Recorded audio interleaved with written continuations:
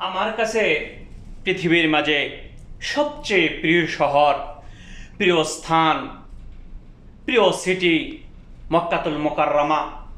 আপনার কাছে কোন শহর প্রিয় আমার জানা নেই, কারণ রসুল পাক সাল্লাল্লাহু আলাইহি ওয়াসাল্লাম জন্মগ্রহণ করেছেন মক্কায়, বড় হয়েছেন মক্কায়, নবুয়ত পেয়েছেন মক্কায়, কষ্ট করেছেন মক্কায়, 53টি বৎসর কাটিয়েছেন মক্কায়।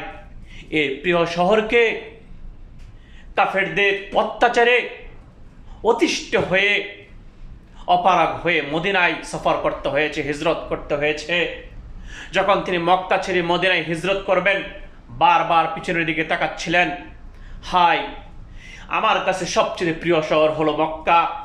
আমাকে যদি কাফেররা মক্কা থেকে বের করে না দিত, তাহলে আমি কখনোই মক্কা ছেড়ে যেতাম না।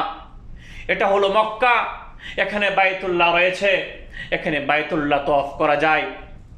সকলেই মক্কাকে মহাব্বত করুন, মক্কাকে মহাব্বত করে দেখুন, হয়তো আল্লাহ রাব্বুল আলামিন হজকে নসিব করবেন। সকলেই মক্কাতুল মুকাররমাকে ভালোবাসি।